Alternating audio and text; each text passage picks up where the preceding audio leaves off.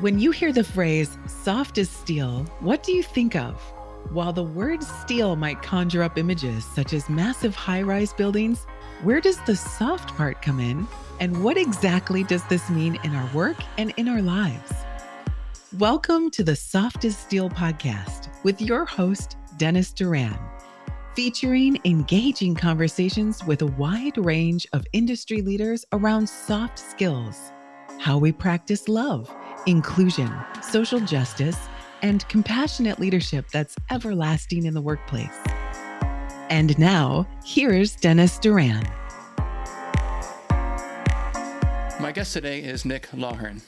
Nick is Corporate Director of Project Delivery Services at the Boldt Company, with over 25 years of experience in the construction industry. Nick is very unusual in the fact that his entire progressive and successful career has been built with Boldt. That says something very positive about Nick and also about Boldt.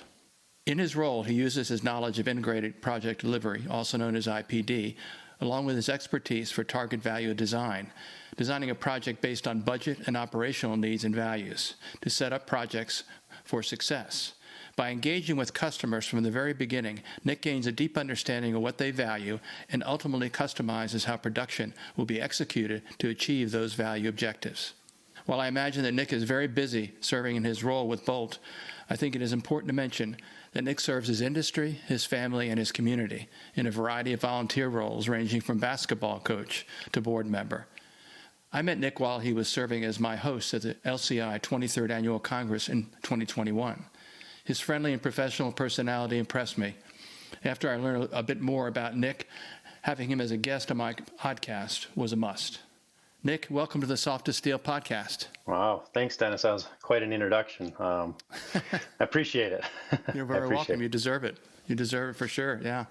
I thought it was particularly important to mention your credentials as far as your service and your volunteer service. It's an impressive part of your resume and something that a lot of folks in your generation and others don't understand the importance of. Mm-hmm. I give you the highest compliment and respect for that extensive resume and a varied experience. I thought it by itself is a career. Yeah, no, I really take to heart and appreciate how I can help people just in general, whether that's in the community or my family or within our company at the Boldt Company here. So I appreciate that. Yeah, I mean, soccer coaching, basketball coaching, board member, Brian Reach Paralysis Foundation, a buddy of mine who got paralyzed when he was younger. Got a great foundation for him and love doing those community events and then bring that into our company on a daily basis. So it's a passion of mine and hopefully others can benefit from that too. So that's great. And important for me to share that with our listeners, because I think, as you know, I still have, and in fact, it may be up on my website shortly, the picture of you standing up on the stage at LCI, holding a copy of my book in your hands, looking almost like a used car salesman, but you were selling a book instead of a car. But I smiled when I first got a copy of that picture. I thought it was really terrific. And again, I know that you at least flipped through my book. I'm sure you've read it by now. Maybe you have parts of it memorized. Who knows? If there's really serious things wrong with you, then you've memorized some of it. But on a serious note, you know what I'm all about in terms of my focus, where my interest is, where my message is. And in my view, in our industry, one of the things that we don't do a good enough job on is being people. And recognizing the importance of people's qualities as essential, not only to being successful, but also being happier.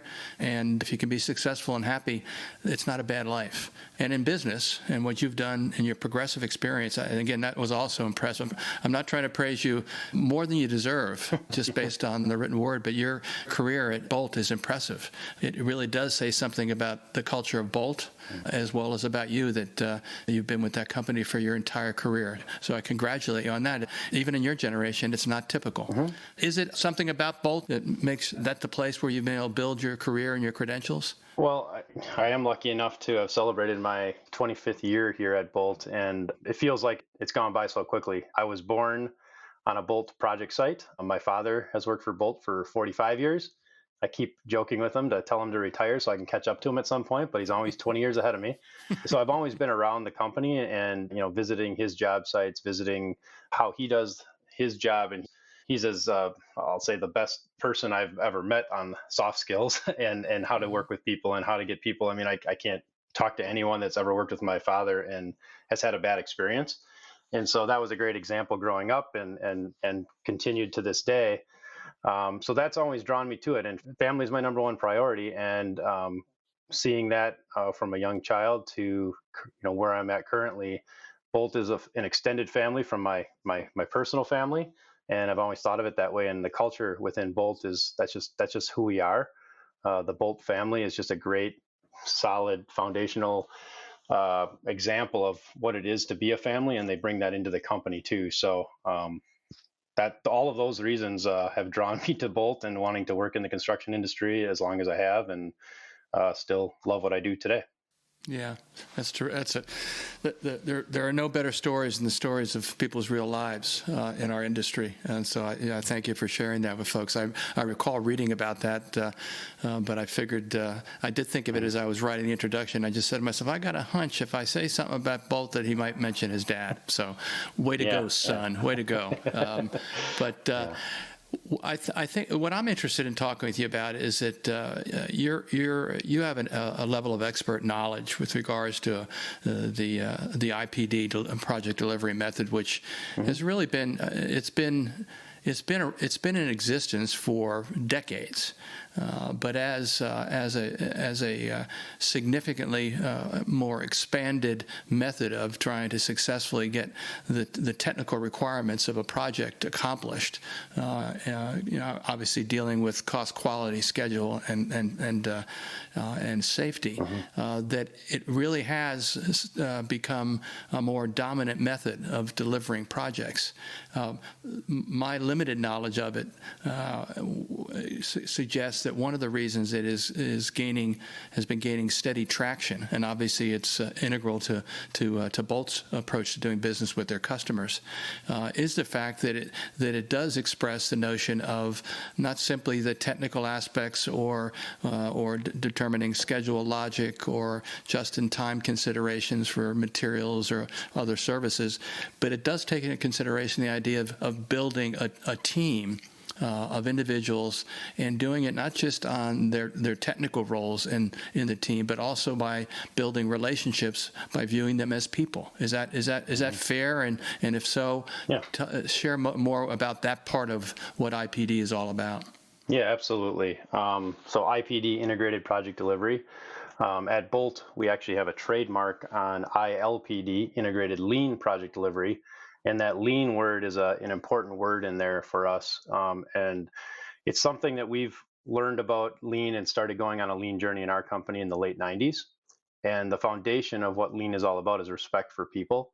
And so the integrated approach to projects and delivering projects in an integrated project delivery approach foundationally is set around how do we build the best teams? Because if we know that if we build the best teams, we're going to have the best outcomes. And so it starts there 100%. And so we spend a ton of time on any of our projects, regardless of the contract type, but the IPD delivery method enhances that from a contractual obligations to really focus on the behaviors and the culture of a project, getting that right first, and believing that everyone wins together or loses together, and ultimately sets the tone for how do we win together and make everyone go towards the same goal line. Everyone's working on the same scoreboard. Not everyone's out for their own benefit. And so that's the approach with IPD, is that we're all in it together and we win and lose together. Mm-hmm. You know, a long time ago, I was in one of my roles as a consultant. I was working with large owners on their major building projects, doing team building. Again, it was the term of the day back in the 90s and early 2000s.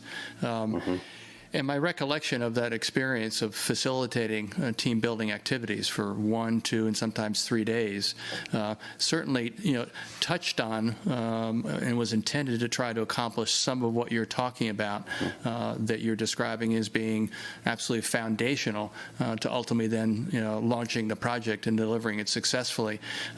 But again, recollection at the time was it was seen as a forward-thinking approach. It was seen as positive, but you didn't always see the full traction it got with corporate leadership. It may have taken on a pretty good life on the boots of on the ground level with project leadership, at site, contractors, subcontractors, etc. But how strongly do all the stakeholders in your projects grab onto the philosophy of in your case, lean IPD? Well, there's a large effort that takes place on every project, and the unique thing about construction is that every project you go to, generally speaking, is a different team, and so you're starting from ground zero, immediately on the project. And the trick of the whole thing is how do you get off ground zero as fast as possible and move across the spectrum of team development? And you can talk about those as storming phases and performing phases and the norming, storming, forming, performing, adjourning, all the different stages. But how do you get from the left to right across that spectrum as fast as possible? And what it really comes down to is getting the right people on the bus, getting the right people on the team, having the right leadership. And leadership is a super important part of every project. And it's no different on an IPD project or a project that's delivered under a lump sum contract. If you don't have the right leaders in place, you're not going to grow your people the way that you need to and grow your teams the way you need to. We use sports as an analogy all the time, right? The best coaches are typically the most successful teams because they have the best leaders to bring that team together towards a common cause. And then they're the ones that are winning the Super Bowl or winning the NBA championships, whatever they are. So, again, it's leadership, but it's also spending the time to find the right team members for your team. And we spend a lot of time on putting together criteria and evaluation of when we're interviewing or we're going to people's job sites, going to where the work is, we want to see how people operate. It's not just doing the process, it's how do you engage with others? How do you ask questions? Are you the smartest person in the room every time? Because if that's your mentality, you're probably not the right team member for what we're looking for. We want to be learners, not knowers. No one knows everything. We all have brilliance in different pockets, but as a team, we're that much better. And if everyone's approaching it that way and we're coaching it that way, again, we've seen great results over and over again from our projects that do that the most successfully. And I will say, to add on to that, there are times when we might go through that evaluation and we get into the project and we might have picked the wrong team or picked the wrong person on that team. And we like to joke around, but it's change the people or change the people. We definitely focus on changing the people of the first phase of like coaching, developing, and, working with them to make sure that they can fit with this team. But ultimately making that decision to move on from that person or that team, every time we've gotten to a point where we've had to do that, we've seen dramatic results in the team coming together that much better after that, because we've learned so much as a team of who the right people are, the right team needs to be on this team or on this bus with us, and we go together and we move that much faster and that much more productive. So it happens, and I've been a part of a handful of those experiences over my career, and I can say hands down, every time we've had that discussion, it's been with very thoughtful leadership and very thoughtful conversations and coaching before we had to make that hard decision to move on. But that decision has greatly impacted the project in a positive way after we've got the right people on the bus. So, yeah. How do you carry your approach and your process down to other contractors, to your sub trades, to architects, engineers? How do you carry that? Because your firm's role is to set the tone. We're doing LIPD. That's our process. You need to understand that process. We're going to teach you everything you need to know if you don't already know about the process. Our interest is getting the best team, and we start by identifying the best people. How do you make that all work? Yeah, I mean, the biggest thing is always the simplest thing. It's treating them as a person, treating them as equals. Just because they have steel-toed shoes on and you have some nice leather shoes because you're in the office more, they're still people and they're still equal to you. And it doesn't matter who's running the meeting, who's leading the meeting, who's in the meeting. We're trying to solve a problem when we're in a meeting together or when we're doing something. And that is the team approach. So there's always got to be someone that stands up and is leading the conversation or leading the training. But if they're again the person that thinks that they know it all and they're putting themselves in front of everyone else, then they're probably not the right person. They're not the right person to be leading that discussion. Mm-hmm. And so it really comes down to just treating people and treating them as equals and making sure that you understand where they're coming from.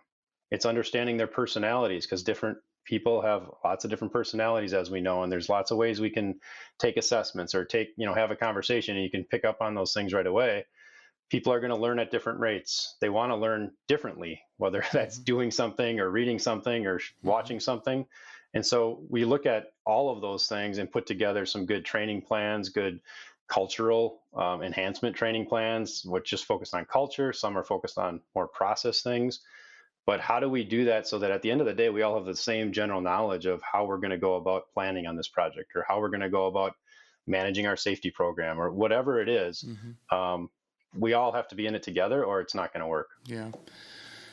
As you may know from my book, that one of the things that I think is a useful part of the process of gaining understanding of people is for individuals to learn more about themselves, and one of the instruments that I use fairly, with a lot of regularity is one that evaluates and provides feedback on a person's behavioral style. It's referred to as the DISC profiling system. Do you guys use any kind of formal assessment instruments as part of your information gathering, and then as importantly, and the way I would describe as I work with individuals or groups of individuals, I say to them, this is a set of facts about you, Nick, that you can make beneficial use of. So what are your thoughts about that and the practical application of those kinds of tools? Yeah, we Drake P3 is one of the technologies or programs that we use within our company over the years. Dignify is another one that we use a lot, and that's one that we've used more and more in the current day and age. They all are based on the 4 quadrants, and they're, you get put into a box and you're maybe more dominant or more strong in one area and maybe not as dominant in another area.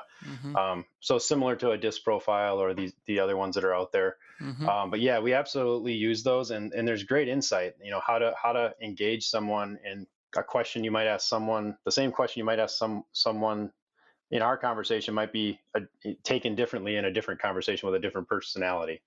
And so how do you ask a question? How do you engage with someone if you have a conflict in different ways with different personalities? So they give us some of those tools and some of those tips. So it's a good icebreaker, and we usually try to make those things very fun. Team building type of exercises where we'll have people take those and run different ways we can look at the information and get to know each other in a different way. But yeah, absolutely. Those are things we do at the start. And then a lot of times we'll keep those even visible as, the simple guides on people's desks or by their name tags, so that as you're coming in to talk to someone, it gives you a quick reminder that, oh, I need to make sure I approach it this way. They just want the facts, or they want to know the details behind it. It's different approaches to talking to different people. Is super helpful and helps you have that conversation in a more productive way. Different kind of question. If you look back 10 years and compare it to today, how much more widely used is IPD, or in your case LIPD? Are you seeing it more and more? Is it gotten full traction? Is it become a preferred method as opposed to other delivery methods? What's the state of IPD? So the state of IPD is it continues to grow is what I'm seeing.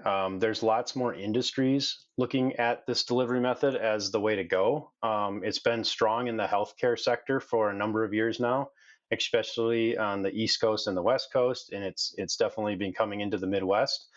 But we're getting a lot of opportunities in the industrial world, in pulp and paper. There's a lot of companies that are starting to look at that approach and see the benefits and see why they would want to do that. If you ask me, I think it's a no-brainer if I was an owner, because it's the only contract that I know that gives everyone the best upside together as a team. The owner gets the best value for the project. the contractors, the trade partners, the design partners, they're all going to be engaged in it. They all want to win together. They're going to make their best profit on the project. And if we're doing that together, everyone that I've been a part of, the team is friends for life. I mean, I'm talking to people that I've done some of these projects 10, 15 years ago, and we reminisce still to this day when we see each other about, hey, remember when we did that? Or man, I wish we could get that team back together, because those are the relationships you have for life. And that's what we're all in this, to do, is how do we ultimately, we want to be successful, profitable, and all that stuff. But the relationships and building those families, going back to that language is what it's all about. And that's what, to me, is the biggest thing out of life that you want, is relationships, trusting people, that family. So I've got lots of families across the country because of different projects I've been involved in, and that's what I love to do. So yeah. Yeah, it's really good to hear that. I recall when, I guess it's probably back in right around 2000 or 2002, I spent a small amount of time as the vice president at an association in industry. It was called the Construction Management Association. And I remember in planning our annual conference, one of the first times that a full-blown IPD workshop was brought into the conference for people to participate, engage in all the activities and exercises, and really get a feel for what the IPD process is and how it's taught to people. And I thought it made really good sense then. So it's good to hear that it's progressed and it's becoming a more dominant style of integrating process with contracts. That's the other part. Say more about that connection between the delivery method and the structure and approach to contracting. Sure. I mean, that's the interesting thing, is that the contracts are really focused on the behaviors more than the legalese to mitigate risk in the traditional contracts, where it's all about you must do this, or we can go to court, or we can argue over it. And it's focused on, we want the right behaviors, because if we get the right behaviors, we're going to make the right decisions. So the contracts are definitely structured in a different way from that perspective. And a lot of contracts are trying to learn from the IPD, or what we call the IFOA, Integrated Form of Agreement, is actually the name of the contract for IPD type of projects. And they're taking language out of those contracts that have been structured now and bringing those into some of the traditional contracts. And so you'll hear the term IPD-ish. And that ish is because they're bringing more of that behavioral language and more of the team and the people language into the traditional contracts, and trying to get them closer and closer to the IFOA contract. And so that's what you see a lot of going on across the industry, because they like the benefits, but not everyone's ready for, the full jump into IPD. And so there's this slow transition a lot of times where they need to do a couple, maybe 3 projects before they'll jump into a full IFOA contract with some of our customers. But the more and more results that they're seeing and stories that they're hearing from the Lean Construction Institute during, their Congress, or during their different events, or other organizations that are promoting this, they hear about it, they hear the stories. There's actually real results that have gone really good. These projects aren't going into lawsuits. They're not being done over schedule. They're being done on time, within budget. It makes owners really think about, like, why wouldn't we be doing that when we're not getting those results? And so that's what I'm seeing, is a lot of the language from IPD contracts are getting into the traditional contracts, and then slowly they navigate closer and closer to that more of the optimal solutions that'll focus on the team, focus on the people, focus on behaviors, culture, those foundational things that we're seeing over and over again are the most important things to making anything successful, whether that's a project or or again, winning a sporting event. Right. Let's shift gears a little bit. I'd like to hear your thoughts again from your vantage point, from your level of experience, your generation.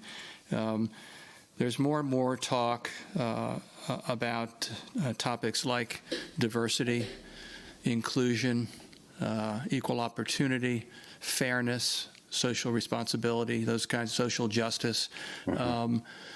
What are your thoughts about where the industry is as far as any progress or meaningful progress it's made with regards to, again, looking at the diverse nature of the workforce and considering how we go about trying to be as inclusive as possible rather than otherwise? What do you see? Sure, sure. Yeah, I mean that is a super great movement in the industry and in the country and in the world, really. Equal. Everyone's a person, all right. Treat people as people. I mentioned that earlier. It doesn't matter your backgrounds, your colors, all and none of that really. It doesn't matter. It's they're a person. They're here to do a job. I'm here to do a job. Let's figure out how to do it together. There's that, from that approach. I mean, that's my approach personally. Mm-hmm. But as an industry, we haven't done a great job of doing that just overall. And there's definitely a momentum going to shift everyone's cultures and everyone's attitudes towards that approach. Is that Mm-hmm. we're all people. We're all trying to do a job. We're all trying to be together, do the best work we can, and get the right people on that team, and we're going to do great things. Mm-hmm. There's definitely things in that we're tracking, especially in IPD jobs and other jobs where we have metrics that we're tracking to really keep in the forefront. What does our diversity metrics look like?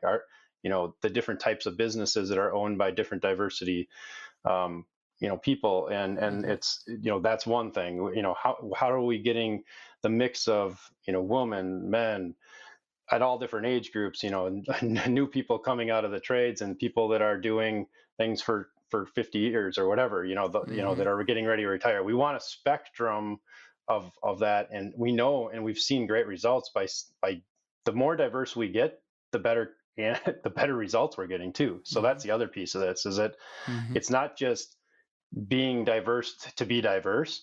Mm-hmm. Being diverse is going to get people better results because we're getting perspectives from so many different places that we weren't getting before. Mm-hmm. And the conversations are that much richer. And so we're seeing great results by doing it, but there's also lots of momentum of focusing on that to make sure that we are doing it. And then it becomes more of just, this is what we do every day. And whether we track something or don't track something, it's just, this is how it is. Mm-hmm. And I see personally the momentum of that being the mindset more and more every day. So that's what I'm saying. Yeah. Do you think the cultural implications of IPD as a delivery method?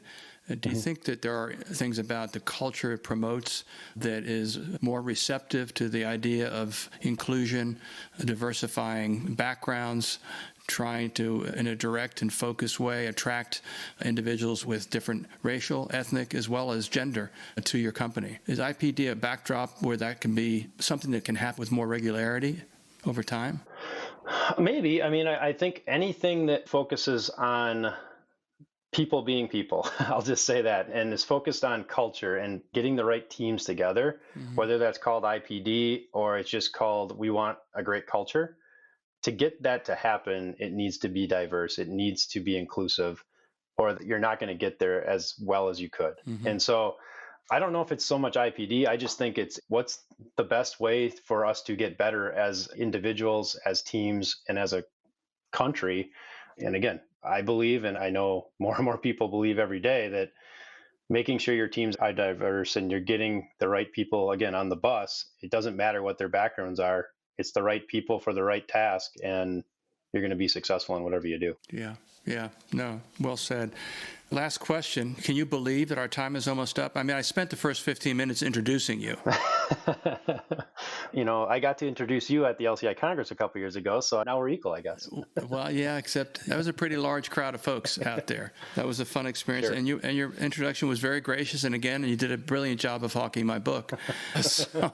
But there's no commission check coming. Don't be looking in the mailbox, seriously. Well, I expect this to see millions, so it'll get way more press Yes, here. well, yeah, there's that. We can always hope. We can always hope, my Yes, friend. That's right. That's right. And last thing I wanted to ask you about, but this has been a great conversation, but it's important to me, and therefore I hope to my listeners, to hear the perspectives of people in different generations. And your profile is a particularly interesting one, not typical. If you take up one part of it out, you could say, well, the fact that he's been one company, that happens. Or the fact that his father's in the industry, that happens. We got a lot of that going on, particularly down at the trade level, where you got an 18-year-old and his father's in the trade, his grandfather, his 3 uncles, and, another distant cousins kind of thing. Mm-hmm. But the combination of elements that equal you is impressive. And so that's why I wanted to comment on it again as I close. We need more leaders like you in the industry. You have a long road ahead of you as far as a career and ability to provide leadership, to continue to carry the vision that's involved in IPD and lean IPD that your company uses.